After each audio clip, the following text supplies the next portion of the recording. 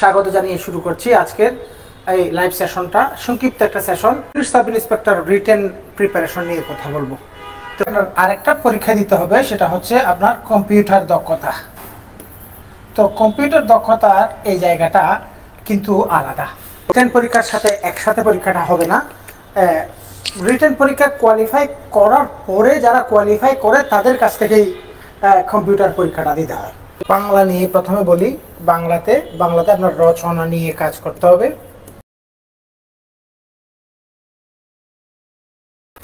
এখন বাংলার জন্য আমাদের এই কোর্সটাতে আপনি কি পাবেন, অথবা যদি কোর্সে জয়েন না করে নিজে নিজে প্রস্তুতি নিতে চান, আপনার করণীয় কি?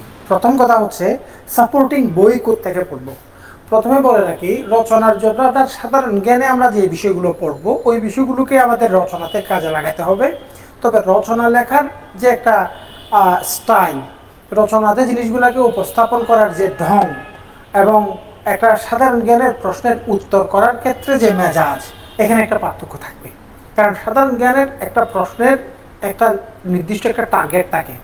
ধরেন জাতিসংঘ থেকে একটা প্রশ্ন আসলো। এখন আপনাকে প্রশ্নটা করা হলো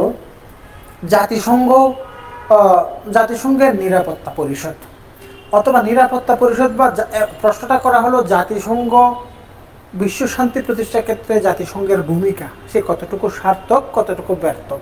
তাহলে জাতিসংঘ এই যে প্রতিষ্ঠান বা এই যে অর্গানাইজেশন, এই অর্গানাইজেশনের পার্টিকুলার একটা সাইডের দিকে ফোকাস করে আপনাকে প্রশ্নটা করা হয়েছে।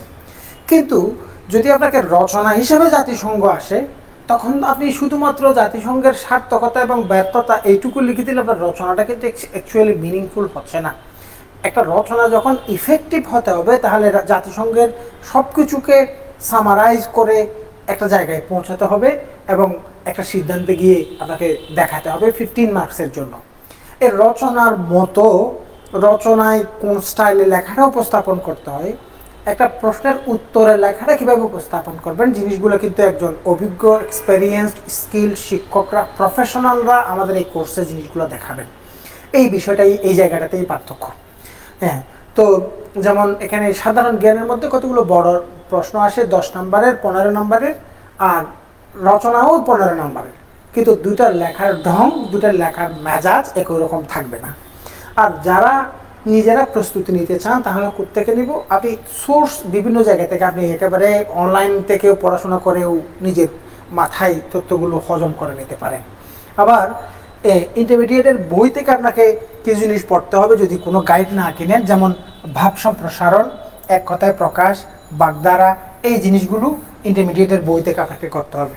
আর অনুবাদের জন্য অবশ্যই এখন ইউটিউবে, ফেসবুকে আমাদের কোর্সে যদি জয়েন না করেন, নিজে নিজে প্রস্তুতি কোর্সে জয়েন করলে আপনার কিচ্ছু টেনশন করার দরকার নেই। আপনি সংযুক্ত হবেন, ফলো আস এবং follow the classes, try to focus on exams, ইনশাল্লাহ ইউল বি সাকসিড। কোনো টেনশন নেই, আমরা সব গুছিয়ে দেবো প্রফেশনাল জায়গা থেকে। তো এখন এই জায়গাগুলো আপনার ইন্টারমিডিয়েটের বই থেকে আপনি পড়বেন, ইন্টারমিডিয়েটের বাংলা একটা বই থেকে। কিন্তু রচনার ক্ষেত্রে ইন্টারমিডিয়েটের যে রচনা, ওই রচনা আপনি ছোটো বাচ্চার মতো রিডিং পড়ার দরকার নাই। আপনার বিভিন্ন সোর্স থেকে এই রচনাগুলোকে, ডাটাগুলো আপনাকে জোগাড় করতে হবে। রচনা জোগাড় করার জন্য আপনি যে কাজটা করবেন সেটা হচ্ছে আপনার একটা খাতা থাকবে। খাতা নেবেন, এই খাতায় ধরেন আপনি রচনা নিয়ে তথ্য জোগাড় করবেন। তো মনে করেন এটা আপনার খাতার পৃষ্ঠা, এই পৃষ্ঠায় মনে করেন এখানে রচনার নামটা লিখবেন। রচনার নামটা হচ্ছে মনে করেন এই আমাদের ছাত্র আন্দোলন 2024। তাহলে 2024 সালে এত বড় একটা আন্দোলন হলো, এই বিষয়টা রচনার বিষয়বস্তু হিসাবে প্রাসঙ্গিক। এখন এই ছাত্র আন্দোলন নিয়ে রচনা আসলে আপনি কি কি জিনিস লিখবেন, ওই লেখাগুলোর যে ডাটাগুলো আপনার দরকার, এই ডাটাগুলো আপনি এখানে জাস্ট 1, 2, 3 দিয়ে এখানে ডাটাগুলো নোট করে রাখবেন। এভাবে আপনার রচনার জন্য একটা গোছানো প্রস্তুতি লাগবে। এই হচ্ছে বিষয়। আর এই বাংলা গেল, এবার আসেন ইংলিশ আপনার কি কি লাগবে? ইংলিশে আপনার আসবে, সেটা হচ্ছে বাংলায় আমি আপনাকে ক্লিয়ারলি ইন্টারমিডিয়েটের একটা বইয়ের দিকে সাজেস্ট করে দিলাম, ওখান থেকে আপনি প্র্যাকটিস করবেন। ইংলিশের সোর্সগুলো ভিন্ন, ইংলিশের এসের প্রিপারেশনের জন্য আমি আবারও বলে দিচ্ছি, আমাদের সাথে যারা সংযুক্ত হবেন তাদেরকে আমি শিখিয়ে দিব, যতই দুর্বল হন না কেন আপনি কীভাবে এসেটা গুছিয়ে লিখবেন এবং এসে কীভাবে প্রেজেন্ট করতে হয়, ইন্ট্রোডাকশন থেকে কনক্লুশন পর্যন্ত টোটাল একটা পরিকল্পিত লেখা, অর্ডিনারি লেখাগুলো কীভাবে এক্সট্রা অর্ডিনারি লেখায় রূপান্তরিত করবেন, এই বিষয়ে এক্সক্লুসিভ 2 থেকে 3টি ক্লাস নিব এবং পরে আবার একটা প্র্যাকটিস ক্লাসও থাকবে। এই হচ্ছে এসে। আর যারা আমাদের সাথে সংযুক্ত না হয়ে নিজে প্রস্তুতি নিতে চাচ্ছেন, আপনার প্রতি আমার সাজেশন থাকবে, আপনি বাংলাতে যেভাবে বলেছি ডাটাগুলো জোগাড় করবেন এবং বাসায় যে কাজটা সাধারণত আমরা কেউই করি না, যারা কোর্সে সংযুক্ত হবেন তারা তো অনেক পরীক্ষা দিবেন, পরীক্ষায় কেন নাম্বার কম পাচ্ছেন, কোন জায়গায় গ্যাপগুলো, এগুলো শিক্ষকরা খাতায় দেখিয়ে দিবেন। এখন যদি নিজে নিজে প্র্যাকটিস করতে চান, অ্যাটলিস্ট একটা কাজ আপনার করতে হবে, সেটা হচ্ছে যেমন একটা কাজ আমরা কখনোই করি না, একেবারে 1% ক্যান্ডিডেটও করে কিনা আমার বিশ্বাস নাই। ব্যাপারটা এরকম, যেমন ধরেন আমরা পরীক্ষায় একটা এসে লিখবো, তো আমি এই বিষয় বাসায় বসে নিজে নিজে একটা এসে লেখার চেষ্টা এবং নিজের লেখাটা শেষ করে আবার নিজে একবার পড়ে দেখা, মানসম্মত হয়েছে কিনা, কতটুকু লিখতে পারি, এই কাজগুলো আমরা করি না। এই কাজগুলো করলে অনেকটা কিন্তু আপনি নিজেকে নিজে গুছিয়ে নিতে পারবেন। এসের জন্য, প্যাসেজের জন্য আমি বলেছিলাম ডিগ্রি অথবা অনার্সের যে কম্পালসরি ইংলিশ আছে, ডিগ্রি অথবা অনার্সের কম্পালসরি ইংলিশের যে বই আছে, কম্পালসরি ইংলিশের একটা বই নিয়ে ওখান থেকে প্র্যাকটিস করার জন্য বলছিলাম ডিগ্রির জন্য।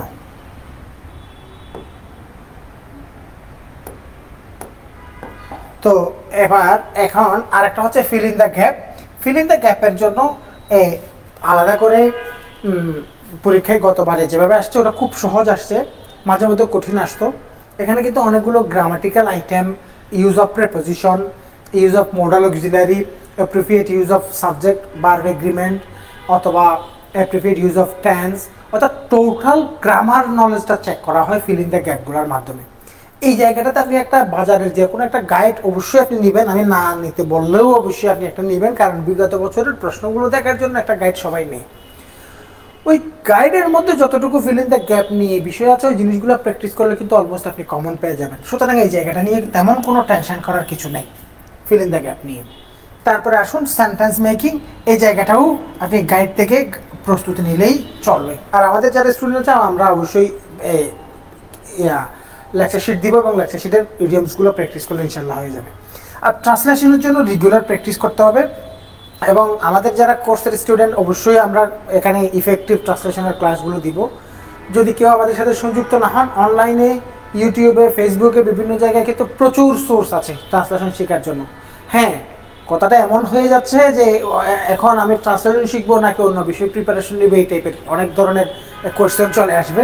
এখন নিজেরটা নিজে গুছিয়ে নেবেন। আমাদের সাথে যারা সংযুক্ত হবেন কতগুলো কৌশল অবশ্যই আমরা এখানে দিয়ে দিব।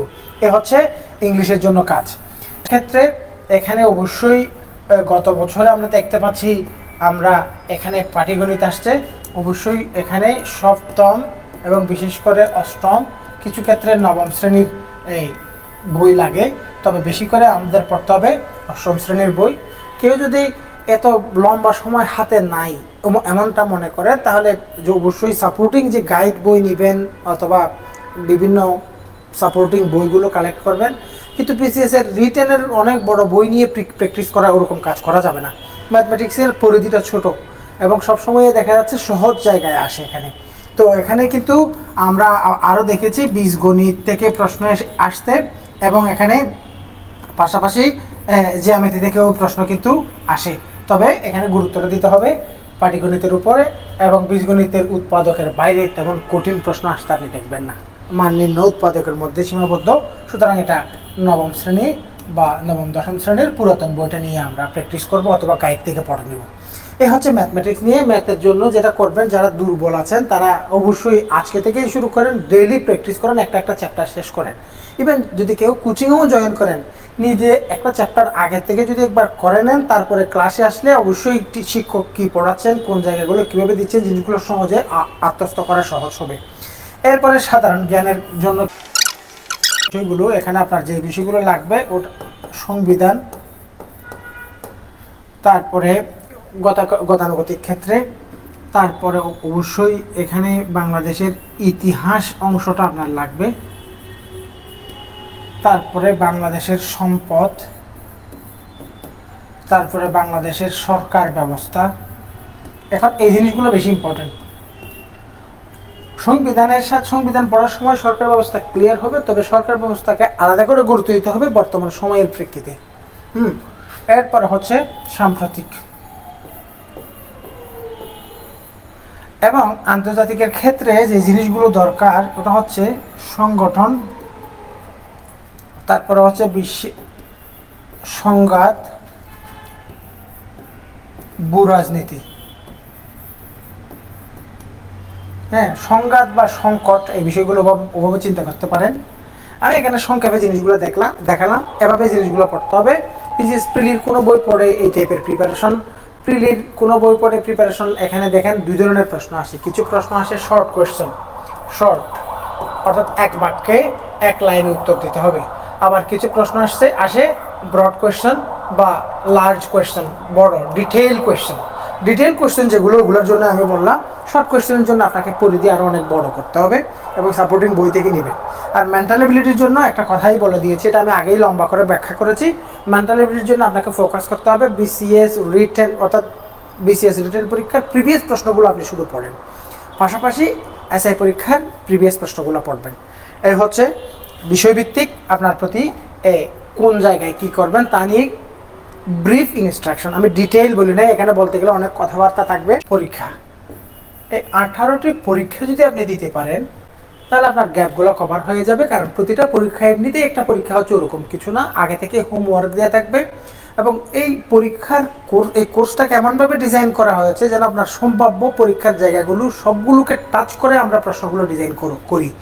হ্যাঁ, এটা আর হচ্ছে এখানে অবশ্যই এখানে যে 40টি ক্লাস, এই ক্লাসগুলো আপনার কাছে যথেষ্ট আপনাকে চেঞ্জ করে দেবে ইনশাআল্লাহ। এরপরে আমাদের এখানে 12টি লেকচার শিট, এই হচ্ছে আমাদের এই কোর্সের সামারি। পাশাপাশি এখানে অবশ্যই আলাদা করে 6টি সাজেশন শিট থাকবে আমাদের এখানে। অফলাইনের জন্য আমরা কোর্সই বলছি, আর অনলাইনের জন্য এটা হচ্ছে অফলাইন, আর অনলাইনের জন্য মাত্র 2000, এটা হচ্ছে অনলাইন। আর যোগাযোগ করবেন 0101, এই নাম্বার হোয়াটসঅ্যাপ আছে, যোগাযোগ করে আপনারা সংযুক্ত হবেন। এবং আমি ধারাবাহিকভাবে আরও কিছু ইনস্ট্রাকটিভ আরও কিছু ক্লাস ইনশাআল্লাহ নিব। আজকে প্রাইমারিলি প্রিপারেশনটা শুরু করার সময় যারা একেবারে নতুন আছেন তারা এই টোটাল ক্লাসটা দেখার পরে অনেক কিছু সম্পর্কে আপনি ধারণা পেয়েছেন। তো আপনার চাকরি পাওয়ার জন্য দ্য ভাইটাল ক্রুশাল স্টেপ হচ্ছে রিটেন। এই আমাদের এই যে রিটেন যে কোর্স, এই কোর্স সম্পর্কে একটা তথ্য আপনাকে দিলাম। পাশাপাশি স্বার্থপরের মতো শুধুমাত্র আমাদের কোর্স বিষয়ে তথ্য না দিয়ে আমি প্রত্যেকটা পয়েন্টে একটা বিষয় মেনশন করেছি, যদি জয়েন করেন তাহলে এখানে পাবেন, আর যদি জয়েন না করেন তাহলে হোয়াট টু ডু, কি করবেন তার জন্য অবশ্যই প্রতিটি পয়েন্ট আমি কথা বলেছি। এই হচ্ছে অনেস্টি। সবাই ভালো থাকবেন। আজকের এই সময়ের এই ইনস্ট্রাকটিভ তথ্যটা এখানে শেষ করলাম। সবাই ভালো থাকবেন। আসসালামু আলাইকুম। এক্সামস নিয়ে একটু ব্যাখ্যা দিয়ে অনেকের প্রশ্ন থাকতে পারে। এক্সামসগুলো নিয়ে এখানে প্রথমে আমরা কতগুলো সাবজেক্ট টেস্ট নিব। সাবজেক্ট টেস্টগুলোতে আমরা এখানে বাংলা, ইংরেজি অর্থাৎ সবগুলো সাবজেক্ট থেকে একটা নির্দিষ্ট সিলেবাস থাকবে।